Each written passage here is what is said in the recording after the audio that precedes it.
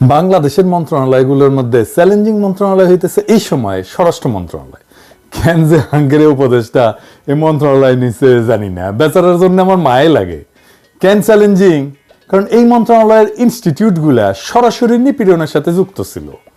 পুরা পুলিশ বাহিনী থানা টানা ফেলায় পলায় গেছে, ট্রাফিক পুলিশ পর্যন্ত পলায় গেছে। জনগণের মধ্যে পুলিশ সম্পর্কে ঘৃণা এমন চরম পর্যায়ে পৌঁছাইছে যে পুলিশ থানায় বসতে ভয় পাইতেছে।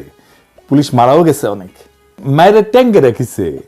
শুধু তাই না, হাসিনা পলায়নের পরে আনসার বিদ্রোহ সামলাইতে হয়েছে।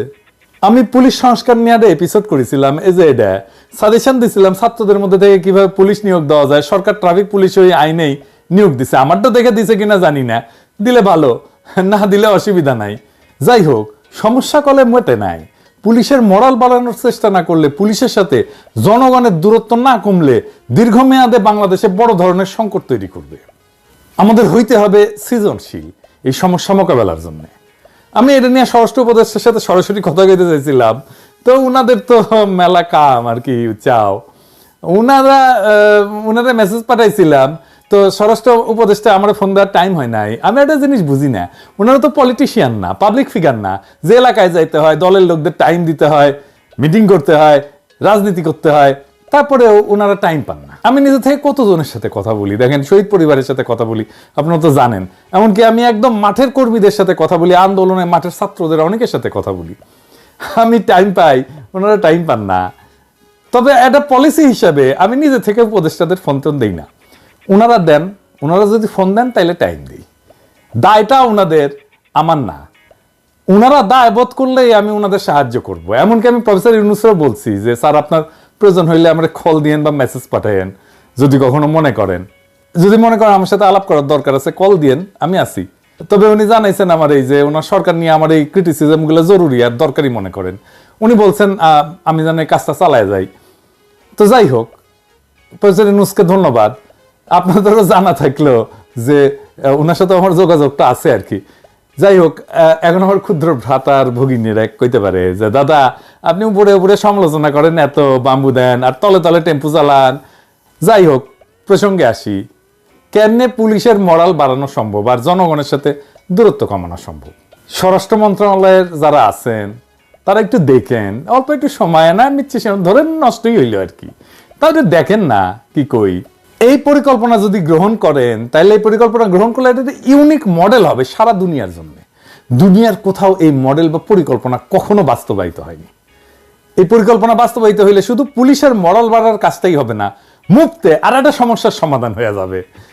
তো এই কথাটা কওয়ার সময় আমি আমার প্রফেশনাল পেশাদার জীবনের, প্রফেশনাল ক্যারিয়ারের একটা বেদনার কথা বলি আর কি, আমার ক্ষুদ্র ভ্রাতার ভগ্নীদের জন্য। আপনারা হয়তো সৃজনশীল কোনো সমাধান দিলে ইনকা একটা প্রবলেমে পড়তে পারেন। আমি যতগুলো ইউনিক সলিউশন দিছি আমার পেশাগত জীবনে, বেশিরভাগ ক্ষেত্রে উত্তর আসিছে আমার বসদের কাছ থেকে যে এটা কেন আর কেউ আগে করে নাই। তো বিজনেস ওয়ার্ল্ডেও কলে ভালচুন কম নাই, বুঝছাও। তো যাই হোক, আসেন পরিকল্পনায়। আমাদের 639টা থানা আছে পুলিশের। এছাড়া বাংলাদেশের দাঙ্গা মোকাবেলার জন্য এই যে বিশেষায়িত পুলিশ ইউনিট আছে, যার নাম হচ্ছে আর্মড পুলিশ ব্যাটালিয়ন বা এপিবিএন। এপিবিএন এর অধীনে 14টা ব্যাটালিয়ন আছে, মোট 64টা পুলিশ লাইন আছে। এছাড়া মেট্রোপলিটন এলাকাগুলোর জন্য আলাদা পুলিশ লাইন আছে। এছাড়া হাইওয়ে পুলিশ আছে, ইন্ডাস্ট্রিয়াল পুলিশ আছে, রেল পুলিশ আছে। ফাইনালি সারদায় পুলিশ একাডেমি আছে। এছাড়া দেশের বিভিন্ন স্থানে আঞ্চলিক পুলিশ প্রশিক্ষণ কেন্দ্র আছে। তো সারদা পুলিশ একাডেমি নিয়ে আমার একটা বিষয় ছিল, আমার ভিডিও যারা হাসিনার আমলে দেখেছেন তারা জানেন, আর কইলাম না। তো এডিটর সাহেব না ঘোড়ার আওয়াজ দেন না, বুঝছাও। এটা এখন আমার যারা পুরানা দর্শক তারা জানে এটা কি।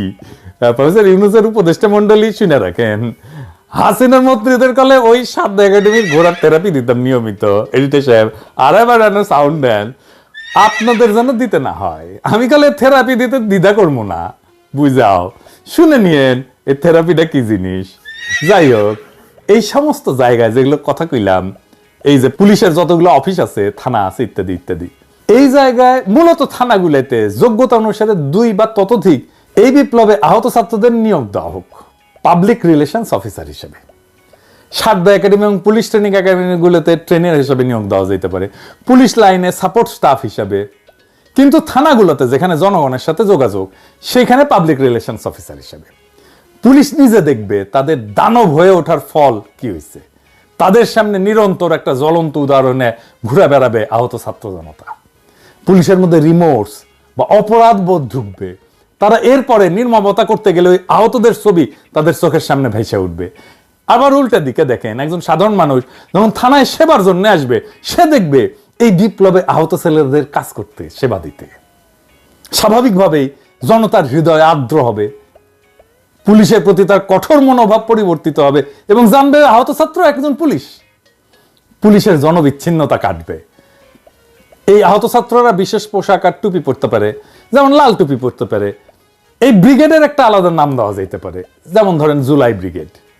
ভেবে দেখেন, দাঙ্গা পুলিশের অপারেশন হয়ে যাচ্ছে কোথাও, আর দাঙ্গা থামাইতে সামনে ক্র্যাশে ভর দেওয়া 10-12 জন জুলাই ব্রিগেডের সদস্য আহত ছাত্র জনতা।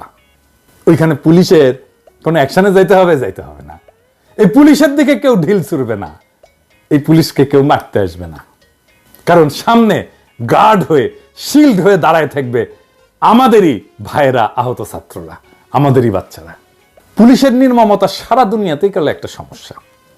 এই মডেল সারা দুনিয়াতে পুলিশের নির্মমতা দূর করার ক্ষেত্রে এক যুগান্তকারী পদক্ষেপ হইতে পারে। পুলিশের নির্মমতার শিকার পুলিশেই নিয়োগ দেওয়া হবে।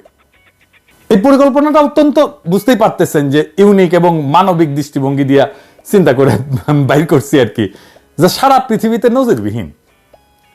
এটা শুধু বাংলাদেশের মতো উন্নয়নশীল দেশগুলোতে না, এমনকি উন্নত দেশগুলোতেও একটা যুগান্তকারী মডেল হিসেবে প্রতিষ্ঠা হইতে পারে। আসেন আমরা দেখি এই পরিকল্পনার ইউনিক দিকগুলা কি কি। 1 নাম্বার, পুলিশ বাহিনীর মধ্যে রিমোর্স বা অনুশোচনা তৈরি হবে। পুলিশ বাহিনীর নির্মমতার শিকার হওয়া ব্যক্তিরাই যদি পুলিশে নিয়োগ দেওয়া হয়, তাদের অন্যায় আচরণের, মানে পুলিশের অন্যায় আচরণের প্রতিক্রিয়া তারা সরাসরি দেখতে পাবে। এটা পুলিশের ভিতরে একটা মানবিক মূল্যবোধ সৃষ্টিতে সাহায্য করবে। 2 নাম্বার, আহতদের পুনর্বাসন।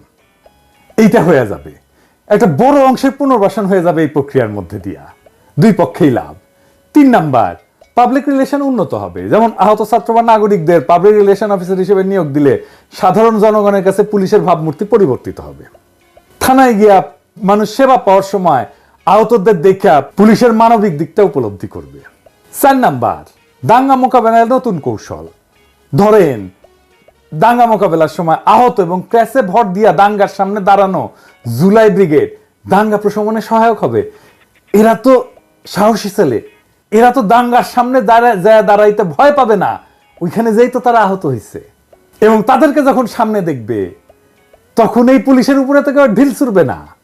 এই কৌশলে পুলিশকে সহিংসতা ছাড়া পরিস্থিতি নিয়ন্ত্রণে সাহায্য করতে পারে। 5 নাম্বার, বিশ্বব্যাপী পুলিশের নির্মমতা সমস্যার সমাধানের মডেল হিসাবে এটা দাঁড়ায় যেতে পারে।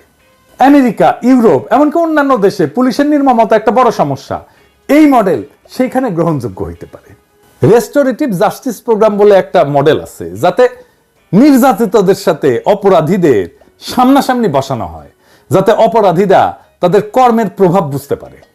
কিন্তু আমি যে প্রোগ্রামের পরিকল্পনা দিলাম আর কি এতক্ষণ ধরে, এটা কিন্তু রেস্টোরেটিভ জাস্টিস প্রোগ্রামের মতো না। আমি বলতেছি সরাসরি পুলিশ বাহিনীতে আহতদের নিয়োগ দিতে হবে। এই পরিকল্পনা প্রভাব কি পড়তে পারে? 1 নম্বর প্রভাব, পুলিশের আত্মসমালোচনা এবং অনুশোচনার সুযোগ তৈরি করবে। এটা তো তৈরি হয় নাই, এটা আমাদের তৈরি করে দিতে হবে। আহতদের চোখের সামনে দেখতে দেখতে পুলিশ নিজেরাই সংযম এবং মানবিক আচরণ করতে শিখবে। এটা কাউকে আর শিখাই দিতে হবে না, আমরা তার স্পেস তৈরি করে দিলাম। 2 নাম্বার, সামাজিক মেলবন্ধন এবং বিশ্বাস তৈরি করবে। আহত ব্যক্তিরা সেবা প্রদান করলে সাধারণ মানুষের মধ্যে পুলিশের প্রতি যে বিদ্বেষ, সেটা কমে আসবে। 3 নাম্বার, আইন শৃঙ্খলা পরিস্থিতির উন্নয়ন হবে। সহিংসতার পরিবর্তে পুলিশ সমস্যা সমাধানের জন্য মানবিক এবং কৌশলী পদ্ধতি অবলম্বন করতে পারবে। তবে এই প্রোগ্রামের কিছু চ্যালেঞ্জ তো আছেই, সব প্রোগ্রামেরই চ্যালেঞ্জ থাকে, দুর্বল কিছু দিক থাকে, সেটাও বলে রাখি। 1 নম্বর হইতেছে যে পুলিশ বাহিনীর মধ্যে থেকে এই মডেলের বিরুদ্ধে প্রতিরোধ আসতে পারে, কারণ এই পরিবর্তনকে নিজের জন্য সে হুমকি মনে করতে পারে, বা তারা মনে করতে পারে যে এটা পুলিশকে দুর্বল করার একটা প্রচেষ্টা। 2 নাম্বার, আহতদের জন্য একটা আলাদা মানসিক চাপ তৈরি হইলেও হইতে পারে। আমি ঠিক শিওর না যে আহতরা তাদের নির্যাতকের সাথে কাজ করতে গিয়ে আলাদা কোনো মানসিক চাপের মধ্যে পড়ে কিনা, এটা পরীক্ষা করে দেখতে হবে। তাইলে এটাকে কিভাবে ইমপ্লিমেন্ট করা যায়, এটা কিভাবে বাস্তবায়িত করা যায়। আমি যদি এটা ইমপ্লিমেন্ট করতাম তাহলে আমি পাইলট প্রজেক্ট করতাম, মানে শুরুতে কয়েকটা থানায়, ধরা যাক 10টা থানায় বা বিশেষ ইউনিটে এই মডেল চালু করতাম, ফলাফল মূল্যায়ন করে পরবর্তীতে এটা বিস্তৃত করতে পারতাম। এবং এই 10টা থানায় নিজেদের মধ্যে একটা প্রতিযোগিতা হইতো যে কে ভালো রেজাল্ট দেখাইতে পারে। দেখতেন এটার মধ্যে 2টা খুবই ভালো করছে, 2টা খুবই খারাপ করছে, আর বাকিগুলো মাঝারি। যে 2টা খুবই ভালো করছে সেই 2টা আসলে কি মডেল ফলো করছে, কিভাবে ইমপ্লিমেন্ট করছে, সেই শিক্ষাটা কাজে লাগতো। আর আমরা মিডিয়ার মাধ্যমে জনগণের কাছে এই পরিকল্পনা গুরুত্ব তুলে ধরিয়া এই মডেলের বাস্তবায়নে তাদের সমর্থন আদায় করতে পারতাম। আমরা ইউনেস্কো বা জাতিসংঘের মতো আন্তর্জাতিক সংস্থাগুলোর কাছে এই মডেল তুলে ধরে বৈশ্বিক স্বীকৃতি অর্জনের চেষ্টা করতে পারতাম। মেলা কিছুই করা যায়, তাই ফ্রি দেই তো পরিকল্পনা, তাই কেউ পাত্তা দেয় না আর কি। তার উপরে বগরের ভাষায় কথা বলি তো, আমি তো আবার শিক্ষিত না, বুঝছাও, 2 পয়সার ইউটিউবার, তো কই আর রাখলাম আর কি। প্রফেসর ইউনূসের সরকার করুক না করুক, অন্য কোনো দেশের সরকার তো বাস্তবায়ন করতেও পারে এই পরিকল্পনা। আর তারপরে আমাদের একটা এক্সারসাইজ হইলো না, একটা ইনোভেটিভ একটা পরিকল্পনা কেমনে বের করতে হয় এটা সমস্যা থেকে। আমার ক্ষুদ্র ভ্রাতা ভগিনীরা শিখলো, সেটা বড় কাজ একটা। ধরেন 2 পয়সার ইউটিউবারের পরিকল্পনা যদি একটা কনসাল্টিং ফার্ম মেলার টাকা দিয়ে বেনে দেয় না, তখন দেখবেন যে সবাই কবে দেখিস কি ফাইন পরিকল্পনা। কার মাথার থেকে বাইরে যে পরিকল্পনা সেটা ব্যাপার না, দুনিয়া একটা সমস্যার সমাধান যদি হয় সে পরিকল্পনায় কে করলো এটা বড় কথা না আর কি, করলেই হইলো আর কি। তবে এই সরকারের সমস্যার এরকম ইনোভেটিভ বা সৃজনশীল সমাধান বের করে দেওয়ার চেষ্টা করব। খালি জায়গায় বসে আওয়াজ দিয়ে নেবেন, বান্দা হাজির থাকবে।